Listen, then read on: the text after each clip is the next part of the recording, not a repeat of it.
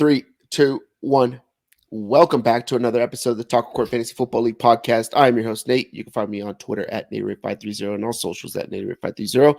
And you can find this podcast on all socials at Talk Court Pod. That would be YouTube, Twitter, TikTok, Instagram, Facebook as well, too. Today, I'm joined by a good friend. We just went Halloween trick-or-treating last night. Tony, 58 West King Podcast. How you doing? Doing good. Is this hat going to be a problem? It is not a problem in my house. That's what I'm talking about. The tree is not up yet, but it is prepped and ready to go tomorrow. So we are recording this on November 1st, and that means it's Christmas time. So Halloween's behind us. Yeah, it's Christmas season. People who limit it to like 2 or 3 weeks in December, that's not for us. That's not us. As soon as we get time to put up the Christmas decorations, they're going up. So probably this weekend. We love Jesus around this podcast. Right. All right, so we'll go over the standard topics of this show. We got top of mind, manager on manager, news and notes. We'll do a draft, rants and raves before we leave you off with a banger of the week. Tony, top of mind coming in to this week out of last week. What you got? House of Dragons. Did you watch the finale? I did watch the finale. That's on the top of my mind. I enjoyed it. Trying not to compare it to Game of Thrones because that's like night and day, right? First 5 or 6 seasons, unbelievable. Everybody loved it. Last 2 seasons kind of fell off. Everybody knows that. But I think this show, it's gotten off to a great start. I really liked it.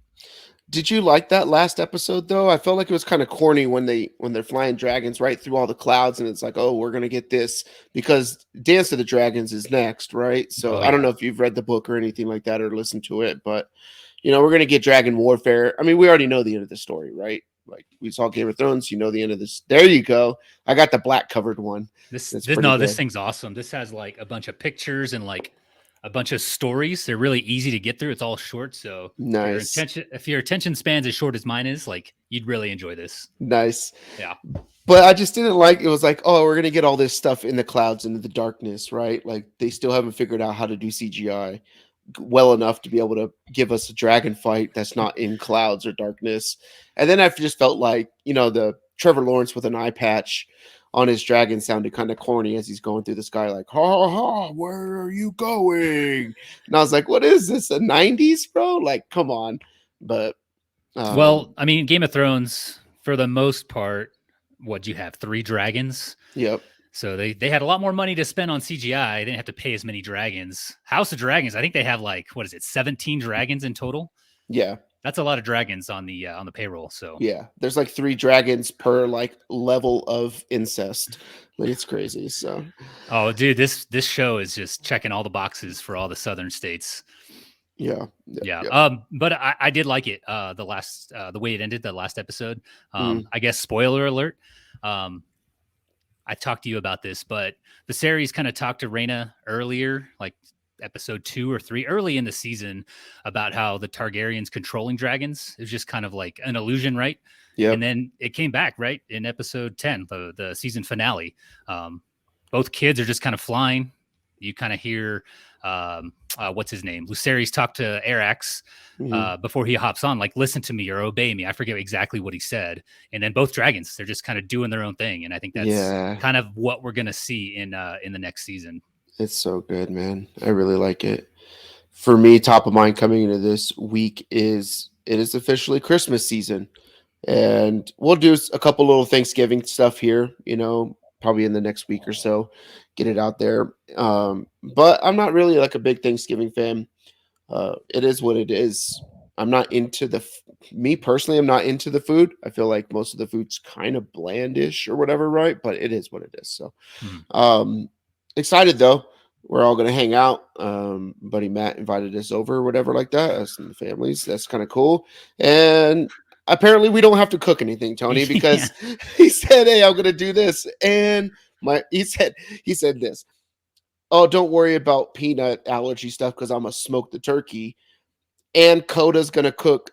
And it's like 15 things, right? Or whatever it was. It was every other thing that's Thanksgiving related. Everything.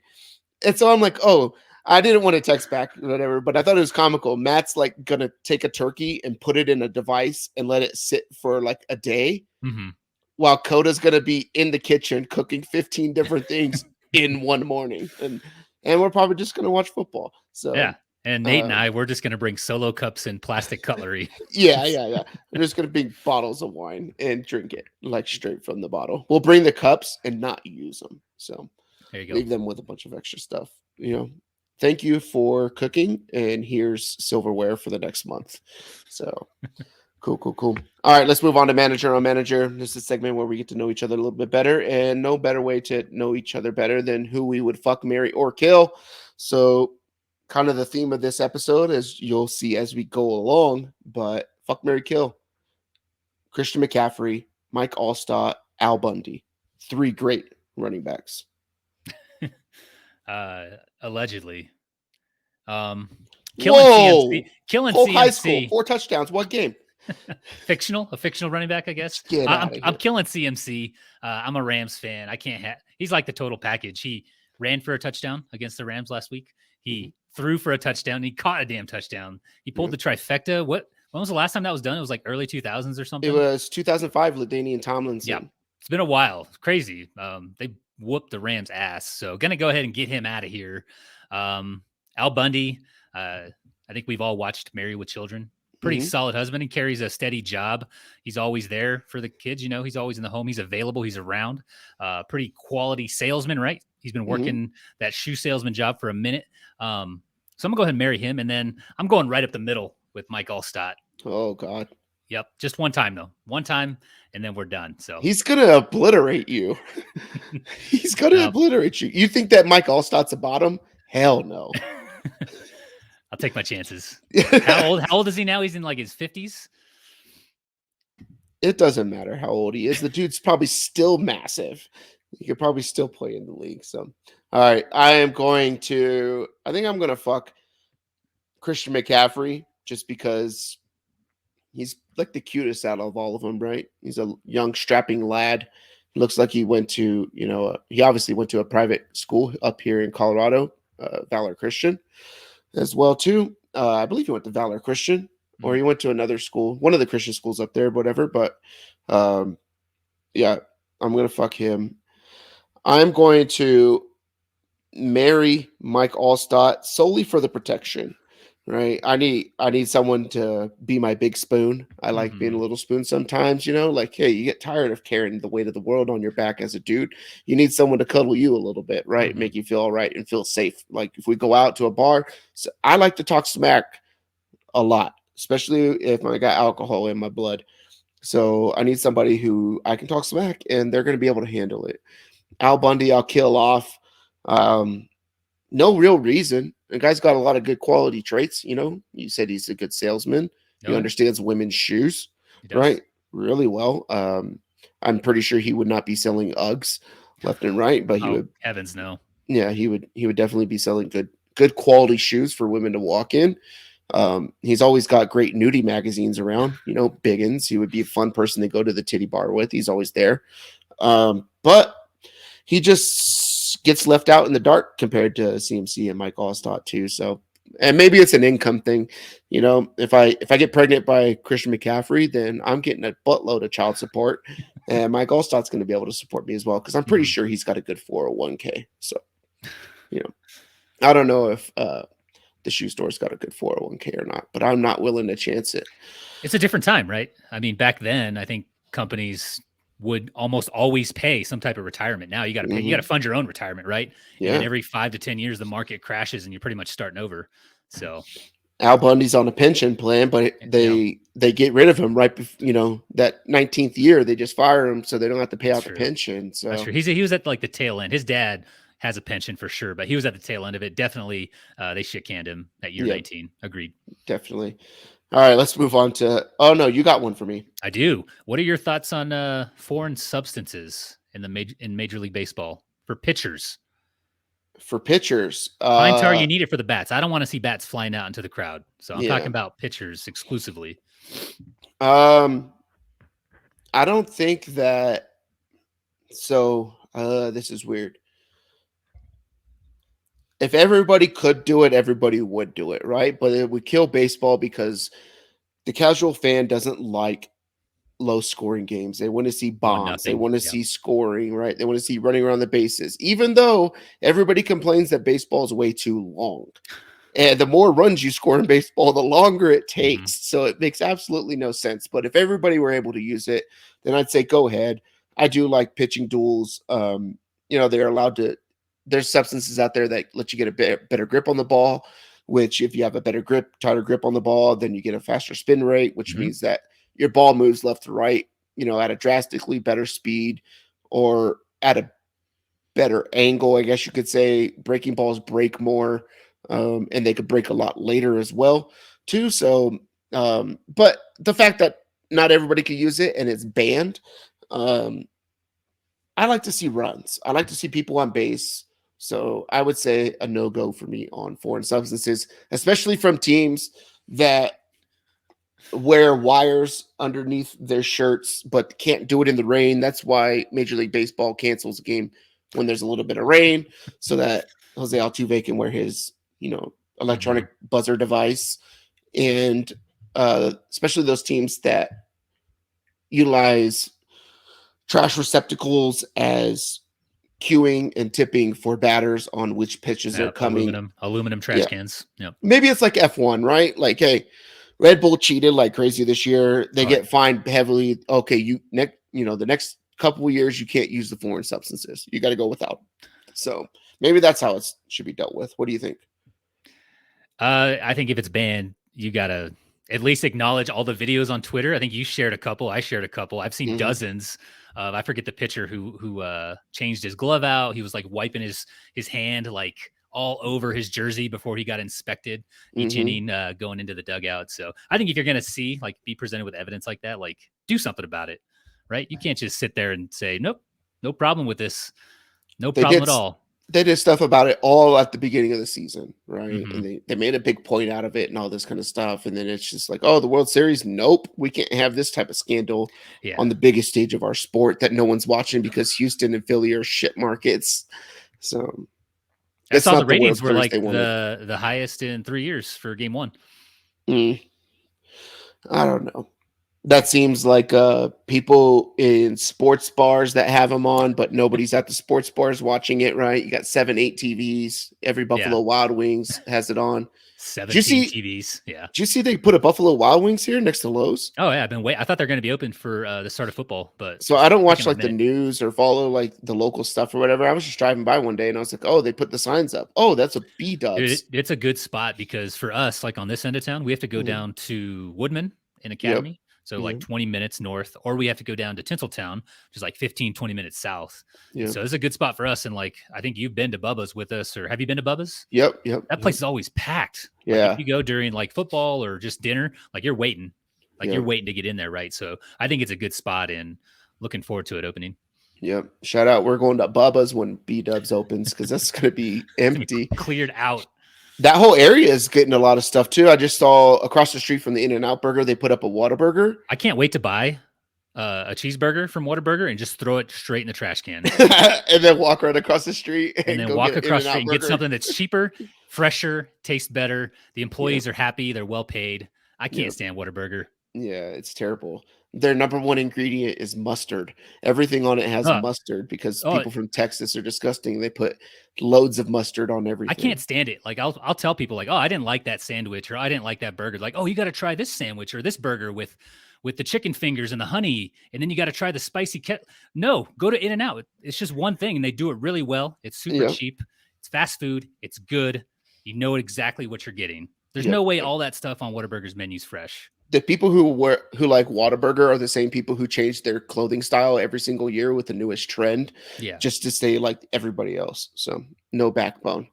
All right, let's move on to news and notes. We're going to go into a standings update here for this league, Taco Court Fantasy Football League, and then we'll hit on some NFL trade line news. And then, as always, the Rams played this week, Tony. So we got Rams by the numbers to close out this segment.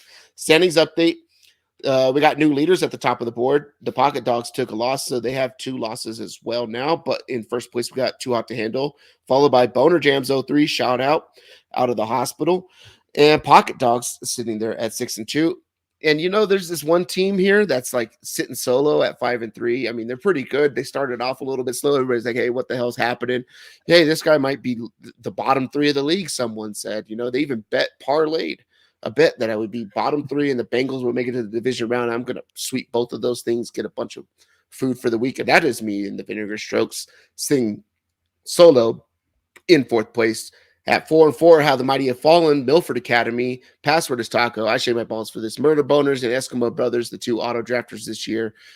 3-5, Tony. You're climbing the boards. You're almost there in playoff contention. You might make the playoffs this year. You never know. At 3-5. Bipocalypse this week. I'm losing. Oh, never mind.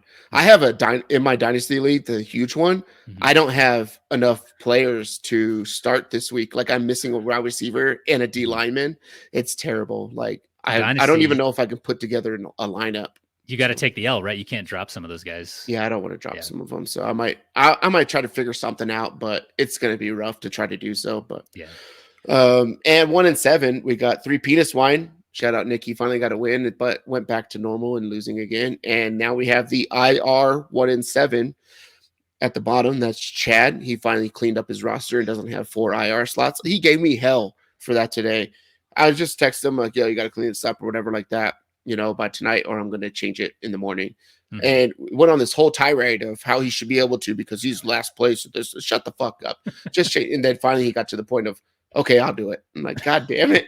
He's like, I'm on the other side of the world. And like, you're texting me, dude. And you change your team name every single week. So he's giving me shit. But who do you think his internet was good enough to put all those guys in IR. Yeah.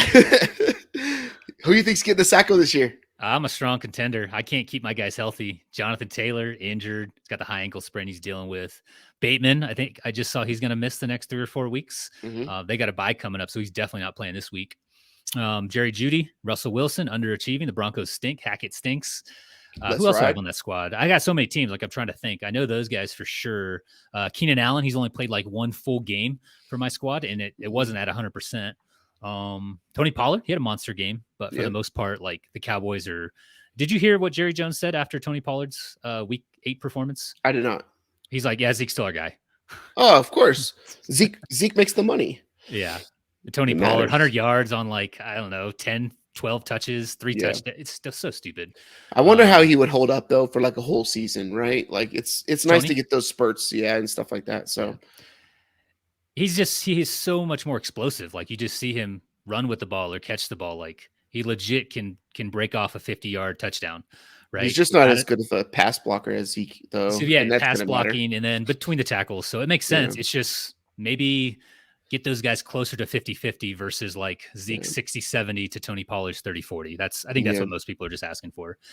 But my team's underperforming. I miss just about everywhere. So I'm a leading candidate. Nick's up there. I think the auto drafters are probably up there as well.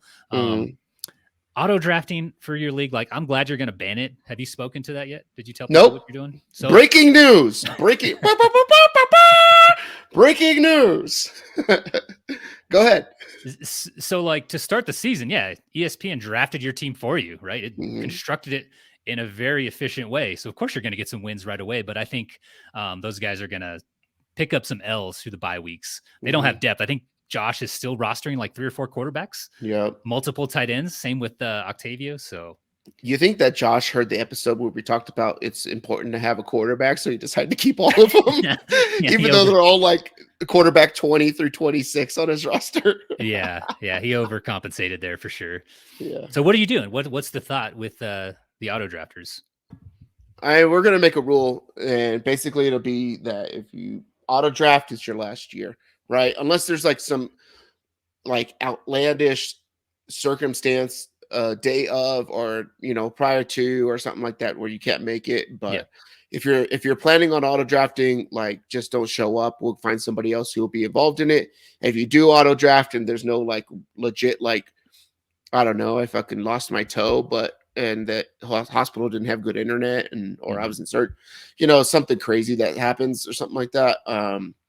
Then it's going to be your last year. So that'll be like how we treat like the Sacco too, right? If you don't do your punishment, then you're out. So, I think one of the good things too about fantasy football is that everybody drafts together. That's like the best part about fantasy football, that and the shit talk, right? The draft is something that's fun. You get to see what people's thoughts are on people and teams and players and stuff like that. And it changes the way that everybody else drafts, right? You always have one or two people who do something completely off the wall different, and it changes where the draft goes, and that's what makes it really fun. So, and I think that's why everybody loves draft season, right? You get all these, I got the burps, man, again. But you get all these, mock drafts, and leading up, a month and a half, 2 months out or something like that. And all you see all over Twitter is, I can't believe this person took so-and-so up here, or they took them here, right? Oh, they dropped the bag because they didn't take CMC or Saquon Barkley in the middle of the second. Like those talks are fun, and you want to have that within your league, and you want to have what's your own thought process to beat your buddies, right? Mm-hmm. Like I want to say that I'm the smarter person in the room than everybody else, and you guys have to suck it for another year. And that's the whole point of doing this thing, right? It's not about, I don't think you care less about, who scores what and this. It's like, no, I want to be better at my friends than understanding the NFL and what's going to happen. So I'd like to see everybody draft. So it's like, do you know, or what do you know, right? Not what some consensus ranking says, or what Michael Clay or anybody says, right? So I like it. Yeah. You need to, so do that. I think that's COA 1. COA 2, let the league draft for the person who's not there to draft. Yeah. So if they're not there, then I'll figure something out, right? Like I guess I could kick the person out, assign one of the league's email address to that account, right? Or that slot, that team, so that when it comes up, it's like, all right, who do they pick, right? Mm-hmm.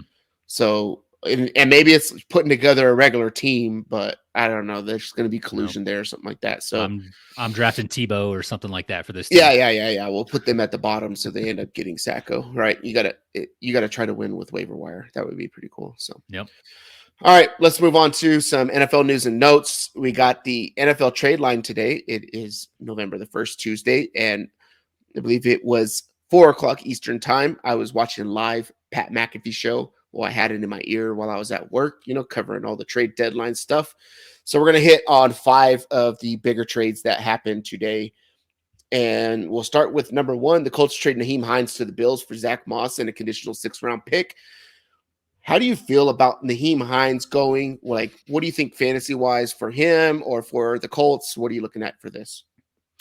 I think it kind of, if the James Cook draft pick didn't signal to us what they wanted to do after they tried to sign J.D. McKissick, like this tells you they want to pass the ball to the running back. So getting that Nyheim Hines in there, like you got Singletary, Hines. I think Moss went to the Colts. You also have James Cook, right? Rookie running back, had some fumbles, but I like it as a football move, but for fantasy, I think it lowers all those guys. It lowers their floors and their ceilings, and then probably makes James Cook for redraft unusable for the rest of the season, barring like an injury. Yeah, who was the dude who played for the Colts like 2 weeks ago when Nyheim Hines and Deion Jackson. Deion Jackson, right? Deion Jackson's a guy and a name that I'm interested in because now he's going to get all of that Nyheim Hines work, right? And then if Jonathan, he's almost like the best handcuff now in all of, fantasy football from the running back position, other than maybe the guy behind CMC, right? Tevin, or what's his name? Elijah Mitchell coming back from IR after the bye. So I'm interested in having that guy on a team somewhere. You feel better about having Jackson as the handcuff versus having Nyheim Hines, right? Because he was only going to get the passing down work, right? When Jackson failed, and I think it was like 2 or 3 weeks ago, when Jonathan Taylor was out, Nyheim Hines was also out. This dude caught like 10 passes or something like that. He did everything, dude. He didn't do a lot on the ground. They were kind of stuffed. It was like 10 or 15 carries for like 50 yards. Nothing spectacular, but I think he scored like over 20 points for me in Taco Court because of all those passes. So it's definitely something in his bag of tricks. Yeah. I'm interested for that guy. And then, the rich just get richer. Like Nyheim Hines plays special teams as well, too. He's super gadgety across the field and going over the middle and stuff like that. So it's going to create a bunch of mismatches. This is definitely a response to the Niners getting Christian McCaffrey, because everybody kind of saw like, oh shit, the Niners have 11 players that are out right now, and like 7 of them are Pro Bowlers, and they are just dominating right now. So they dominated the defending Super Bowl champions. But apparently now they're going to downplay the fact that they won a Super Bowl. Oh, it's a distant and shut up. Are you done? Are you done? You can't. We have the ring. You can't change it. We have the banner. It's not going anywhere, Nate. That's almost as bad as when the Baltimore Ravens won it. Oh my God. Yeah. So Trent Dilfer year. Falcons trade Calvin Ridley, suspended indefinitely. Calvin Ridley to the Jaguars for a 5th round pick and a conditional 4th. Your thoughts on this trade? So I could be wrong, but last time I checked, sports gambling was not legal in Florida. So this move makes sense for Calvin Ridley and the NFL. Jacksonville's really close to a border, though, so we got to check like Georgia, the Carolinas, and all that kind of stuff too. So. That's fair. But who's going to bet on the Jags games, though? Right? Like, it's a smart move, though. It's a smart move, though, for Jacksonville for next year. Kirk. Trevor Lawrence supposed to be this generational talent, right? Like best thing out of college football since Andrew Luck. Hasn't looked great with Urban Meyer, right? Urban Meyer was a tank job. Hasn't looked bad with Doug Peterson, but all he has really is Christian Kirk. So I think getting him Calvin Ridley next year gives him like a true number 1, and then Kirk's a solid number 2. We saw what Kirk could do in Arizona as the number 2 right behind Hopkins. So I like this for next season. Put some respect on my man Evan Ingram, who just balled out this last week, and Zay Jones caught a touchdown, right? The touchdown, man. I was so jacked up for it, and then I think in one league I had him on the bench or something like that. It was I think it was a Champions Dynasty. I had him on the bench because I'm playing Kyle Pitts, right? So it's kind of rough to have both of those guys there.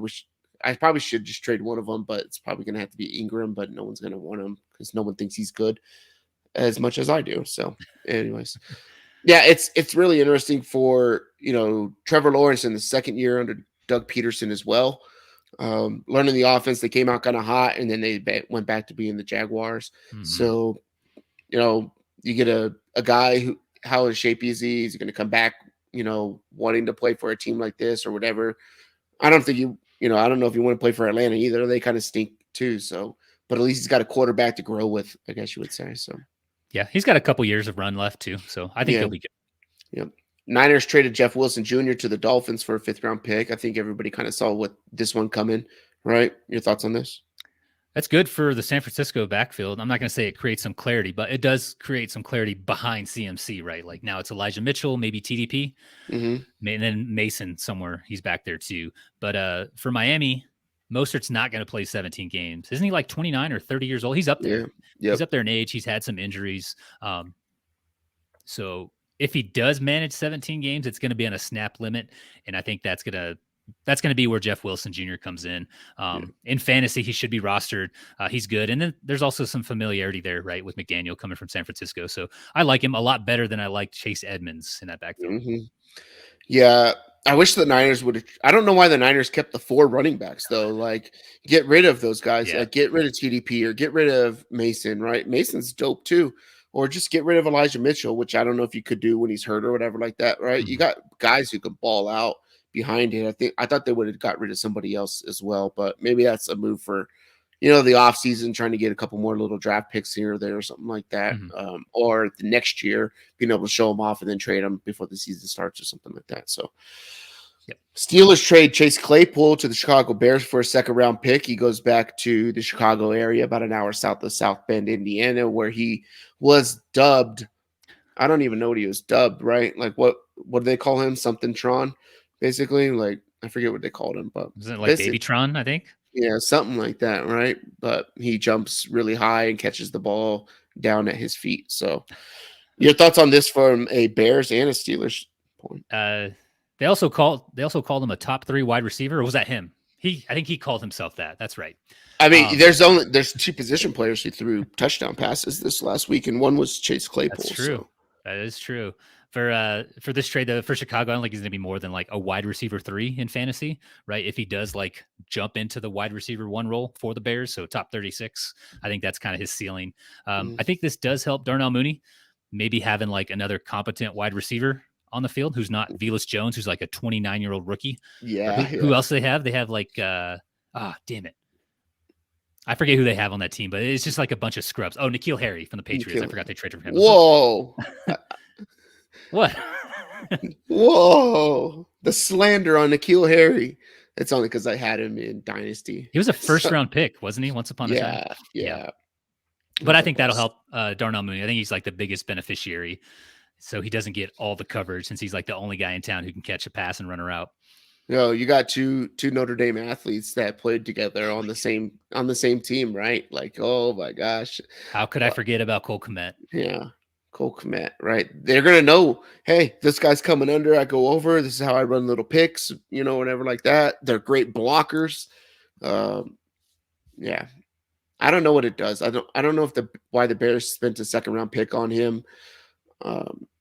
We've seen some progression out of Justin Fields as of late, right? He's turning out to be the best quarterback out of that class, out of the second year quarterback class right now, right? Where you're seeing true progression out of him coming through the year. He's running better. He's making better decisions with the ball. He still can't look past like a first read or like the beginning of a second read, but maybe having some faith in some of the people that he's throwing to gives him a little bit more of that. Cause I mean, your number one receiver is Darnell Mooney. That's got to be terrible. So that dude probably doesn't play on half the teams in the NFL. So dude, it's like night and day with him. The first few weeks, it was like one read, sack.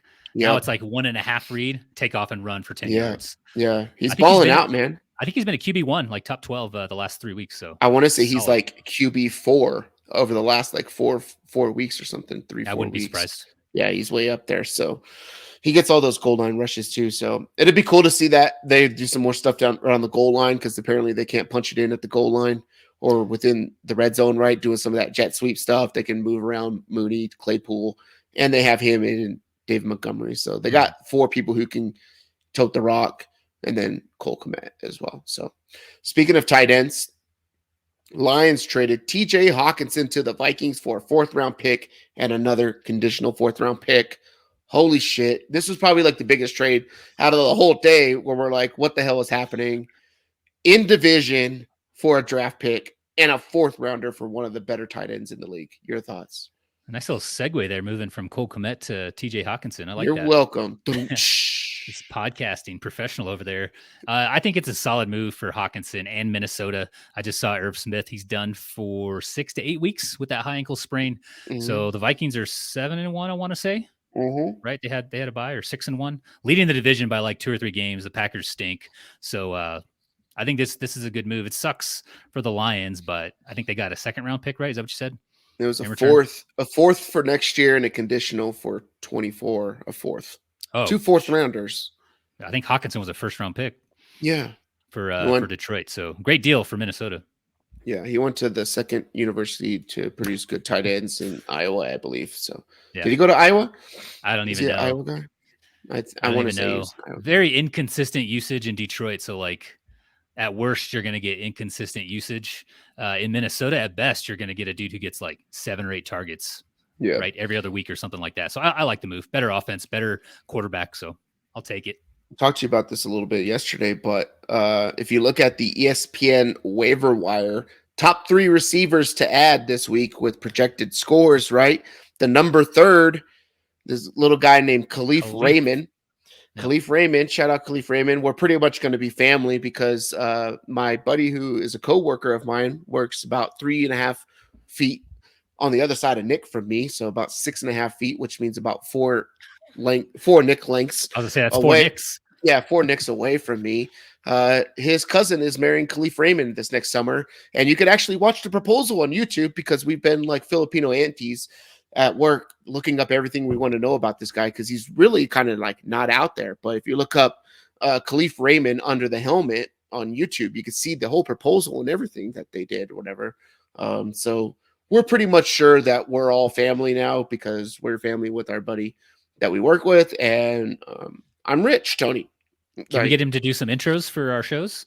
Hey, I might be able to, right? I just looked him up on Cameo. He's not on there, so he's not on there. You're gonna have to use the back door. Yeah. We'll have to talk to Mike Alstott.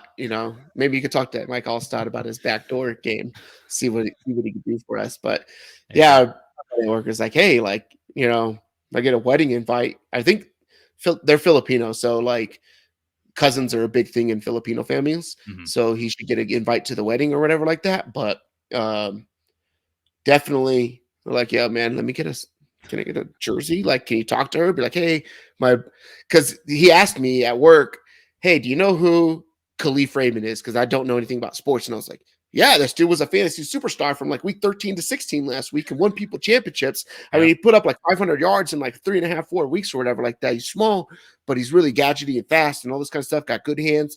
I was like, he bumped up the stock for my boy Jared Goff, right? And all this kind of stuff. I'm talking about him, this from a sports angle. And he was like, is he an asshole? And I was like, I don't know. And he's like, well, he's marrying my fucking cousin, so I need to know. Yeah. He's like, and apparently he plays football or something. I was like, yeah, he plays for the damn Detroit Lions, man. Like, oh, is he good? And then the vetting process begins at how many points per game does he average in full PPR from weeks 13 to 17? He's good. Yeah. Let him marry your cousin. What can he do during the playoffs, man? Like, yo, let me get some of that Jared Goff swag. Like, let me get a towel or something like that, that Jared Goff used. Like, maybe it's socks. I don't know. Like, I got it in, dude. Like, come on, man. So that's awesome. Yeah. And we'll move on from the white tight end to Rams by the numbers. So this is a segment we've been doing pretty much every week since 2 weeks ago. And that means we've done it once because the Rams have played once since then. But something I've been tracking is the amount of targets and opportunities for black players versus white players for the Los Angeles Rams and how it leads to their success. So this last week, the Rams played the Niners. We all know how that went. I mean, it was terrible. I picked wrong on your show, Tony, the 50 at West King podcast this last week. But maybe that was on purpose. Anyways, Rams rushed 21 times, 15 to black players, 6 to white. You're like, hey, basically 3-1 almost, right? Like, hey, we're doing good here. In the passing game, you had 13 passes and targets to black players, 19 to white players. Not looking good there. But overall, out of 53 opportunities, 28 went to black players for the Rams, 25 went to white players. Although the Niners, so we'll compare it to what the Niners did, right? The Niners rushed 4 with black players, 19 with white guys, passed it 10 times to the black players, 16 to white guys. Their total for nearly the same amount of snaps was 14 to black, 35 to white. They went almost 2-1. Sit there, 2 point something to 1. Do the Rams just need a bigger opportunity share, not close to 50-50 with black and white to be able to win a game? Or is this just showing us that the Niners are just way better at being white than the Rams are at being white? I think this was a very diverse week for the Rams, given their 2022 total so far. But I'm still waiting. Like, we're at 0%, right, for Italians? Rams backfield? Yeah, so I'm still waiting for an Italian, throw, carry, reception, punt, anything. Like, can the Italians get on the board? I don't think they will. No. The Rams hate Italians. You started the white thing. Start the Italian thing. The Rams are racist against Italians. No. Yeah, I don't know. It's just a funny stat to keep track of or whatever like that. But it's interesting to see like what they do with the ball going forward, right? Like, and some of that had to do with Cooper Kupp getting injured in the game as well. Or I'm sure they would have a good, 60-40 split to whites. So. No, they've got a replacement for Cooper Kupp. It's Notre Dame legend Ben Skoranek. So this dude actually went to Northwestern, graduated 4 years at Northwestern. He had about like 16 catches at Northwestern. He stunk at Northwestern. Transferred to Notre Dame, gets on the football team. I think he had like maybe 20 catches in the teens of catches, a couple hundred yards, 8 touchdowns or 7 touchdowns. He had like a point in the season where it was like 3-4 games where he got a couple touchdowns here and there, but big catches, stunk. Important touchdowns though. Yep. Not a champion. So anyways. Those two things aren't synonymous though, Notre Dame and championships. So you can just remove that from your vernacular. Yep. And I thought about becoming a Syracuse fan, and then Notre Dame just beat the shit out of Syracuse this last week. So and somehow Syracuse is still ranked in the top 20. I think they fell from 16 to 20 after getting smoked by an unranked Notre Dame, and Notre Dame's not in the top 25. Yep. UCLA's 12 though, so they'll be able to go to the Independence Day Bowl. Sponsored by the company I work for. You're welcome. So we have Oregon and USC, I think, are in the top 10. UCLA, 12. Mm-hmm. The Big Ten, they're getting some solid teams from Southern California. For basketball. Yeah. for women's water polo as well. And So yeah, exactly. they're going to dominate baseball. You know that? Like the California teams are going to dominate baseball in the Big Ten because of weather. Like all the good baseball teams come from the coasts, right? You got the SEC where you got weather, there's not a weather problem all year round or whatever like that. And like Fullerton up to, whatever, Malibu, Pepperdine and all that kind of stuff too. Pretty much owns the college baseball landscape. You can play year round in Texas, Florida, California, and some of those southern states for sure. Yep. All right, let's move on to our draft. So big theme here is, it's part of November, right? One of the best things about moving from Halloween to Christmas season is that snow's about to come, right? The Rocky Mountains, you look up at Pikes Peak. I'm looking out at this window right now. It's really dark. I can't see it, but I'm looking that direction. There's snow-capped mountains right now, right? And what's the color of snow? White. Dream. It's beginning to look a lot like Christmas. I'm dreaming of a white Christmas. So we're doing everything white today. So our draft this week is going to be our top 5 white NFL players that are not quarterbacks. These are our top 5. They don't have to be the best 5 white players of all time, but they're our top 5.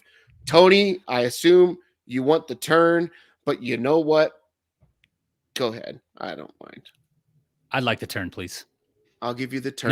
No chance you're taking any of my players. I'll give you the turn because I've won 2 bets against you in the last couple of weeks, and I'm going to win another bet. Oh, yeah. Last week's bet you did. So one, I won the bet about the intro to the podcast. So if you guys want to go listen to the last 58 West King episode, you can go check that out real quick. Listen to my intro. It's great. It's phenomenal. It's probably the most electric podcast intro of all podcast intros, but did that. And then last week I bet, hey, the Niners would win against the Rams. You weren't here for that, but I bet you anyways. And you're no bitch. So you took the bet.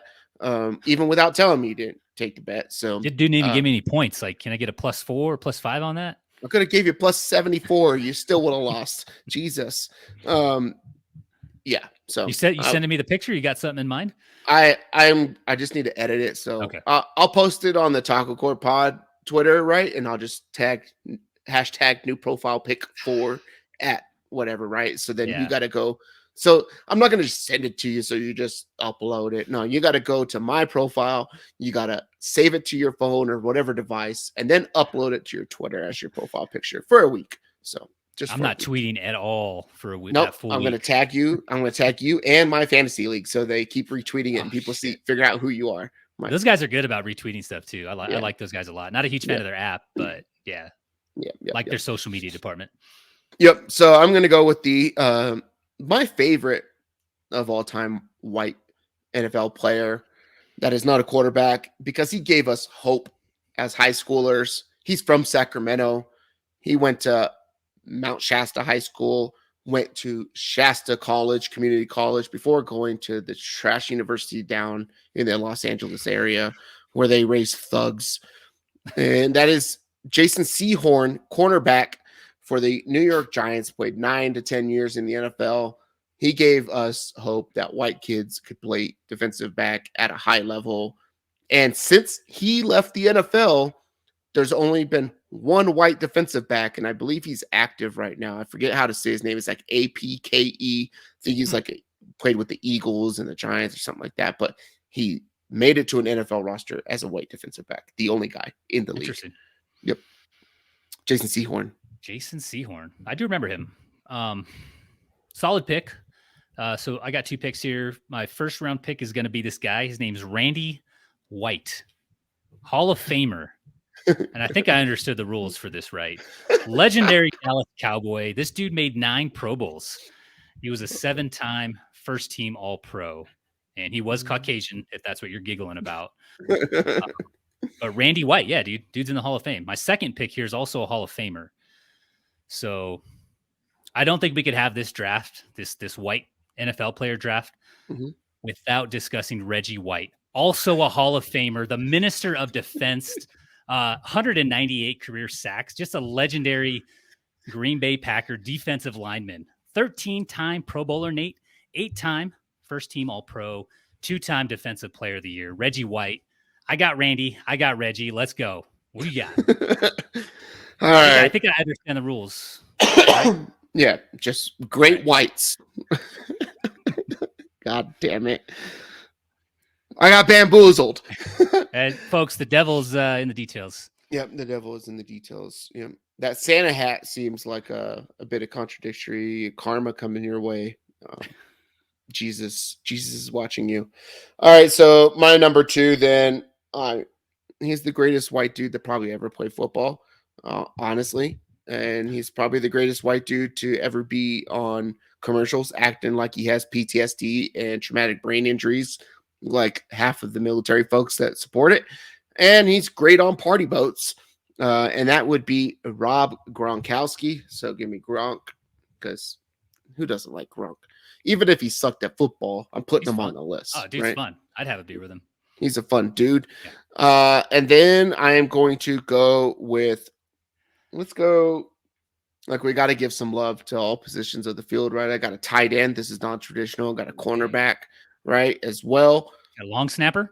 No. Oh, I don't have a long snapper. I should Google best white long snappers of all time. I think the longest NFL contract outside of a quarterback right now is like a long snapper in the NFL. I think I saw that somewhere, like TikTok. Or you find a good one, you got to lock him up. Yeah, he's like the longest tenured player outside of a quarterback or something like that. I believe it is. He's a long snapper in the league. Houston Texans long snapper, something about that. But let's go. I'm gonna go with the 2-time Pro Bowler, 1-time All First Team NFL, the legend himself, Pat McAfee. The guy was booming punts and said, "I don't like the bureaucracy of this shit. I quit." Right? He had the world ahead of him. He was about to get the biggest punter contract of all time. He was electric. He has some of the best hits in the NFL of all time too, right? Like, you just look up Pat McAfee, Denver Broncos, boom, he's laying out. I forget who it was. I don't think it was Sean Moreno, but it was someone on a punt return, but laid out on the sidelines. It's electric. It's awesome. He's probably the best. He's the guy that we all want to be as podcast hosts talking sports, right? Yeah, that's we all the goal look in up life. him. Yep. We just want to sit in a room with our boys and talk sports just however we want to talk sports for 3 hours a day live on YouTube.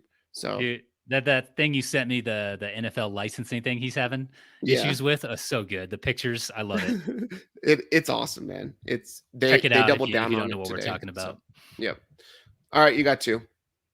I don't have any kickers on this list, but I do have. I know I do have a cornerback, current player actually, Tre'Davious White. Ooh. Current Bills corner, 2-time Pro Bowler, first team All-Pro, 16 career interceptions. I didn't realize he had 16 in just 5 seasons, and one of those obviously injured, right? But he returns from injury this weekend, so a little kind of relevant there, right? If you play in an IDP league and he's available, go get him. Nah, fuck that. I don't want corners. I want safeties. That's fair. More tackles. Safeties. More tackles. Yeah. Second pick here. Well, fourth pick, but second of this round. Let's see. I got a wide receiver. No. Yeah, we'll do the wide receiver. Sammy White, 1976 Offensive Rookie of the Year, 2-time Pro Bowler, legendary Vikings receiver. This dude had 6,400 career receiving yards and 50 touchdowns. That's a huge number because the game was a little bit different back then than it is today. So, part of the forward pass. Yeah, Tre'Davious White, Sammy White. Write him down. God damn it. I fumbled this one, Tony. I fumbled it. All right. There's no better way to go you just got to have the greatest white football player of all time. And what defines the greatest white football player? What defines the best football player, right? The guy who produces the most points on a football field. Am I right or am I right? Yeah, it's about scoring points, right? Yeah, that's accurate. Give me Adam Vinatieri, the greatest field goal kicker of all time, because he scores. And you know what? We want to score too, like Beavis and Butthead. So you got a punter and a kicker. Place kicker. I like it. Yeah. Yep. And then we're gonna go. Let's see. This is rough. Do I put a 49er on there? I got 2 49ers on my list right now, but nope, can't do that. Can't go with, everybody's darling child of a white guy too, because that's just boring.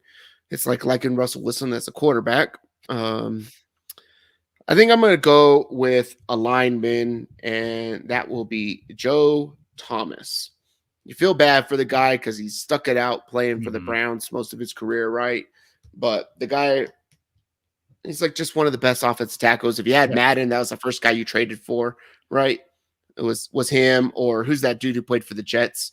Badass offensive lineman. I forget his name, but he was always one of the better ones to get. But trade for that dude in Madden if you got it. So Joe Thomas, my last one. Consummate professional. Like, I think you respect him more. You feel bad for him for sticking down in Cleveland, but I think you respect him more, right? Yep. For just being the anchor on that line for all those Yep. years. Yep. Last pick. Billy White Shoes Johnson. Legendary Houston Oiler, 3-time Pro Bowler, 1977 first team All-Pro. This dude was also one of the first NFL players to do a touchdown celebration, a trendsetter. I think he just deserves some attention, not just because of the nickname. It makes sense, right? We're doing this white NFL draft, but also because like he started the entertainment thing in the end zone. So you love all of that. I remember my dad talking about this dude when I was younger, right? Because when I played football, I was like, oh, I want to get red shoes or black shoes, black shoes or something like that, like these cleats. And he was like, no, you got to get colored ones because you'll look faster. He's like, let me tell you about Billy White Shoes Johnson, right? Playing for the Houston Oilers. He catch bombs, but he looked so much faster than everybody because he was the only one wearing white shoes. So it looked like it was a blur across the bottom of the field or whatever like that. And it just got into people's heads. So he was a lot more open than he should have been because they were concerned about his speed that he didn't really have. But it was because of the visual representation of his feet. Honorable mentions, probably not for you. I will go with my honorable mentions. I did put Christian McCaffrey just because I was like, whatever. Chalk. He's the greatest white running back of all time outside of Peyton Hillis, probably. I did have Tom Rathman there, backup running back for the Niners. He took over for Roger Craig in that late 80s run and ended up, carrying the team on his back. But they had that Joe Montana, Jerry Rice, everything. He was a big piece of that. Everybody loved John Rathman. I got Dick LeBeau, one of the only two white defensive backs that are in the Hall of Fame as a player. Dick LeBeau. Is he still a defensive coordinator in the league? I don't know. I know he got shit canned from Pittsburgh. Yep. And I don't know. He's probably actually smoking like a pack of cigarettes, 2 packs of cigarettes a day. So that goes with his face. Drinking Miller Lights or Miller High Lifes. So 100%. Definitely High Lifes from the bottle. Mike Ditka at a tight end and John Riggins running back for the Washington then Redskins. So, you had to put a Redskin in there. Thanksgiving's coming up. So a white guy who's a Redskin, Thanksgiving. You got any honorable mentions or not?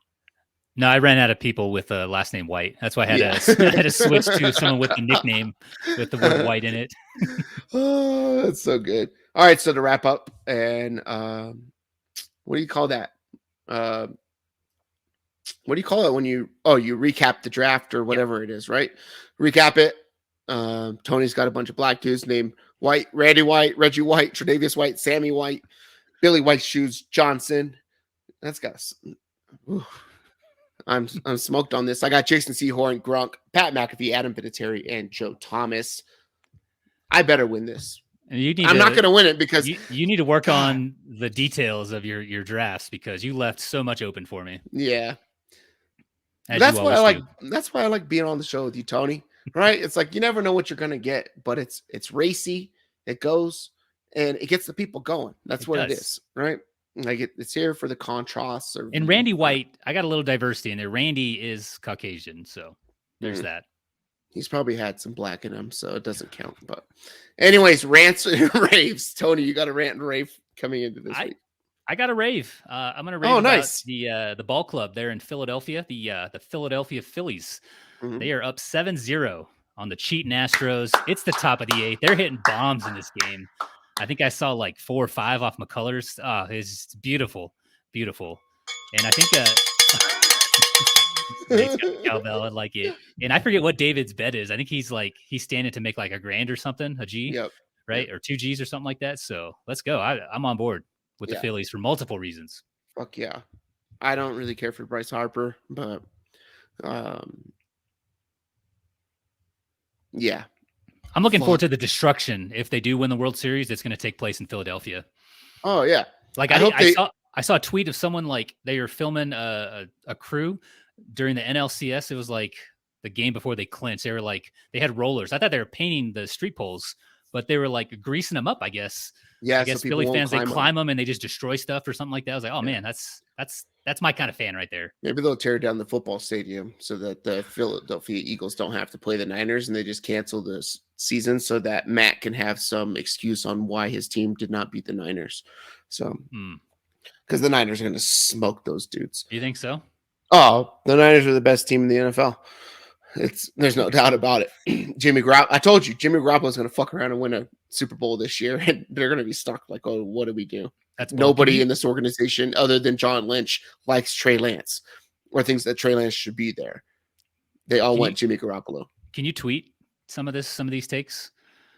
I'll tweet them. Yeah. Okay. So you can go remind me of this in 365 days. remind me of this and whatever. And then also I'm sending them to that Twitter account, the Fantasy Receipts or whatever it's called. Yep. Anyways, I got a rant earlier today. I went to McDonald's drive-thru because I was coming home and I didn't want to cook, and I was tired, so I wanted to take a nap.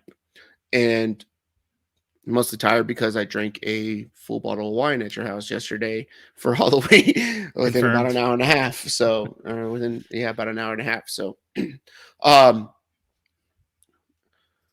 and for the listeners out there, a bottle of wine equals 2 solo cups. So it's really not a lot. Okay. It's like 2 beers essentially.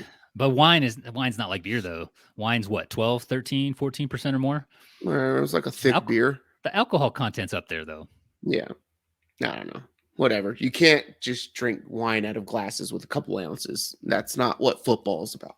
And then we were watching Monday Night Football trick-or-treating, right?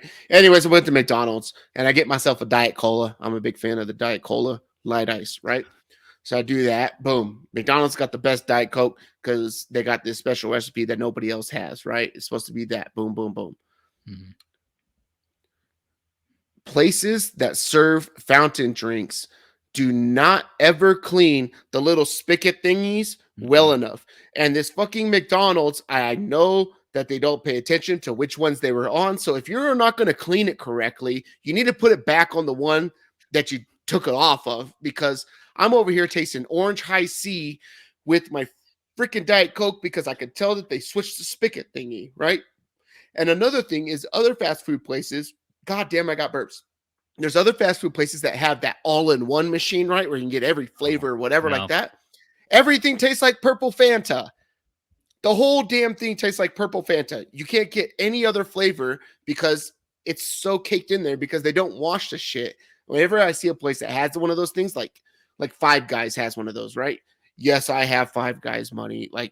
After the check comes in and all that kind of stuff. It's not like I got it all the time, right? Like once a month. But you go to Five Guys, I hate because I just never want to order a drink. I'll just go down to like the Circle K, get me a Polar Pop for 99 cents, 64 ouncer, be good to go, right? But I'm paying the same amount for fries and a burger at that place than I would be with a drink as well. But clean the goddamn things correctly, or just put them back on the one that it is, because I'm tired of tasting my Diet Cola and knowing that there's something else there because you didn't clean it, and it's just like this 3 years worth of residue of orange high C, Sprite, or Dr. Pepper mixed in there, and it's fucking terrible. Those are flavor crystals. They're trying to enhance the flavor.